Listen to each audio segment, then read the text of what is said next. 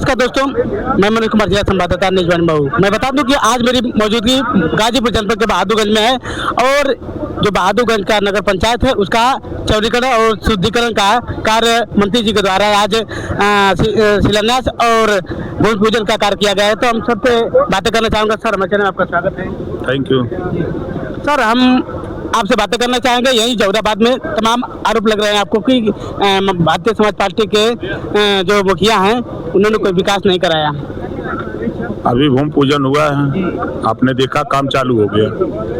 दूसरा चले जाओ मर्दा कासिमाबाद 14 किलोमीटर 38 करोड़ रुपया वहाँ सैंक्शन हुआ है। अभी बाईपास मर्दा का बाईपास टेंडर हो गया है, उसका पैसा स्वीकृत करा दिया हूँ। अभी आपके ये माँ चंडी धाम है बहादुरगंज में, 1 करोड़ 43 लाख रुपया उसमें सैंक्शन कराया है। अभी कासिमाबाद में डाक बंगला बना हुआ है, बगल में वहीं बहराइच गांव है, ITI कॉलेज बन के तैयार, हैंड ओवर हो जाता तो काम चालू हो जाएगा। मर्दा बाईपास सैंक्शन हो गया है। जो कह रहा है कि नहीं दिखाई दे रहा है तो उसके चश्मे में पार्टी का पावर आया हुआ है, इस नाते दिखाई नहीं दे रहा है। आप चले जाओ किसी गांव में, आप महेन से लेके सोनवानी से आप चले जाओ हैदरगंज तक, किसी गांव में चले जाओ, आप खाली चुपचाप मार के पूछो कि भाई यहाँ कोई काम नेताजी करवाए हैं, आपको मालूम हो जाए करवाए हैं कि नहीं करवाए हैं।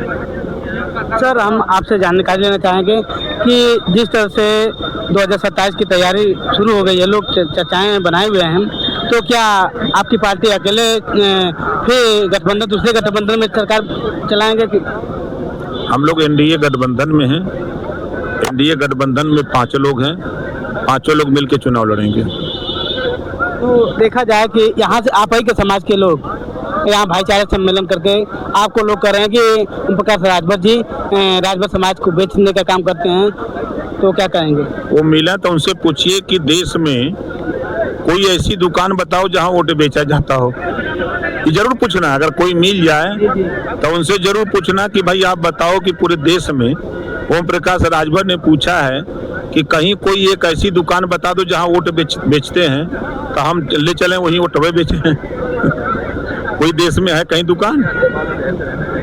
तो ये सवाल तो पूछना चाहिए ना कि आप आरोप लगा रहे वोट बेचने का, वोटवा बेचते कौन दुकानिया में है? सर, हम आपसे जानना चाहेंगे कि 2027 में NDA की सरकार पूर्ण बहुमत सरकार से बनेगी? सपा का पता नहीं लगेगा, कहीं पता नहीं लगेगा, आप देख लीजिएगा। वो लोग कह रहे हैं कि हम भारतीय जनता पार्टी को खाद फेंकेंगे। बतिया बा ककुतिया नहीं, मेहर बा घर खटिया नहीं। जैसे ना खाली बतिये बर्बाद हुई ट्विटर और फेसबुक पर और आपके प्रेस वार्ता में, और कहीं दम नहीं है। आप किसी गांव में चले जाओ, गाना तो बज रहा है, सटा के कट्टा उठा लेंगे। गाना बजाता हमें पूरा नहीं याद है। अब तो सरकार सपा के तो सटा के कट्टा उठा ले रे। ऐसा ही गा रहे हैं सब, जो सुन रहा करे बाप रे बाप, ये तो कट्टा वाले हैं। ये माफियाओं की, गुंडों की पार्टी है। इनके राज में गुंडा छुट्टा सांड की तरह घूमते हैं। दंगे होते थे, कर्फ्यू होते थे। आज योगी जी की सरकार है, ना कहीं दंगा है ना कहीं कर्फ्यू है, पूरा उत्तर प्रदेश चंगा है। सर, हम आपसे जानकारी चाहेंगे, संविधान निर्माता बाबा साहब की तमाम मूर्तियां हैं जहां उनके छत नहीं है।